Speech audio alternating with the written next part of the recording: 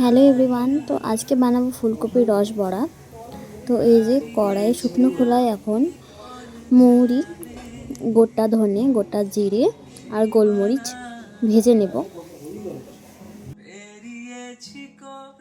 খুব বেশি ভাজবো না, হালকা শুকনো খোলায় ভেজে নেব। তারপর এটাকে মিক্সিতে গুঁড়ো করে নেব। এখানে আমি মটর ডাল ভিজিয়ে রেখেছি 1 ঘন্টা মতো। এরপর এই যে গুঁড়ো মশলাটা করে নিয়েছি। এখানে নিয়ে নিয়েছি টমেটো, আদা আর কাঁচা লঙ্কা।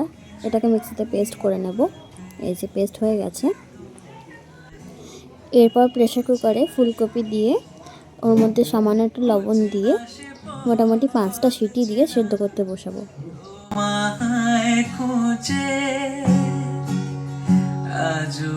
এবার মিক্সির মধ্যে দিয়ে ভেজানো ডালটাকেও বেটে নেব আদা কাঁচা লঙ্কা দিয়ে। এই যে ডাল বাটা রেডি, পাশে ওই বাটাটাও রেডি। তো এবার ডাল বাটাটার মধ্যে সেদ্ধ ফুলকপিটাকে দিয়ে ওর মধ্যে সামান্য একটু জোয়ান দিয়ে তারপর এবার এর মধ্যে দিয়ে দেবো 1 চামচ হলুদ গুঁড়ো।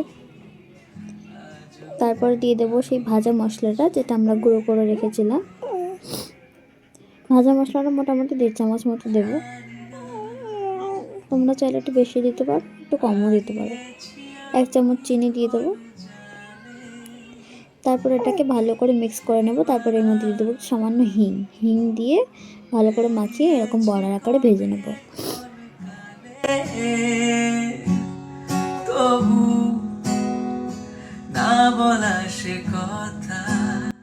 তারপর এবার এখানে দেখতে পাচ্ছ তোমরা বড়াগুলো ভাজা হয়ে গেছে। এরপর একটু কড়াইয়ে তেল নিয়ে নেব। তারপর ওর মধ্যে দিয়ে দেবো 5 ফোড়ন আর শুকনো লঙ্কা।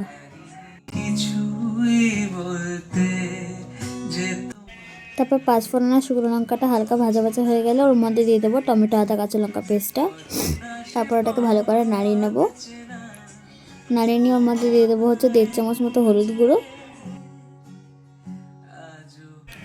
তারপর দিয়ে দেবো 1 চামচ জিরে গুঁড়ো আর 1 চামচ ধনে গুঁড়ো।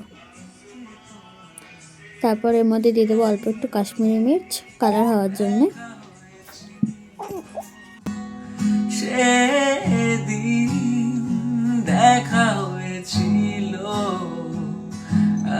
তারপর মশলাগুলো ভাজা হয়ে গেলে ওর মধ্যে দিয়ে দেবো একটু লবণ 1 চামচ, স্বাদ মতো দেবে লবণ,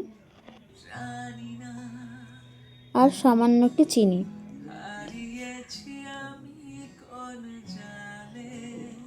এবার ভালো করে মশলাটাকে কষিয়ে নেব।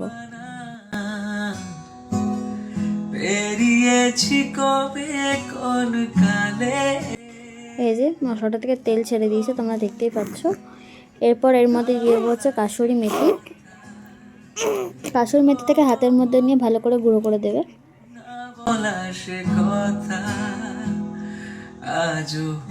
কাসুরি মেথি থেকে দিয়ে আমরা ভালো করে কষিয়ে নেব। তারপর এর মধ্যে দিয়ে দেবো হচ্ছে গরম মশলাটা।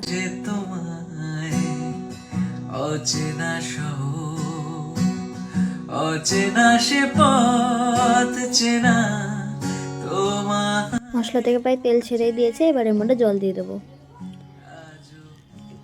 খুব বেশি জল দেবো না, মোটামুটি একটা গ্রেভি টাইপের জল দিয়ে রেখে দেবো। এরপর জলটা ফুটে গেলে এর মধ্যে বড়াগুলো দিয়ে দেবো। যেখানে দেখতে পাচ্ছ জলটা ফুটে গেছে। এবার এর মধ্যে ফুলকপি বড়াগুলো দিয়ে দেবো।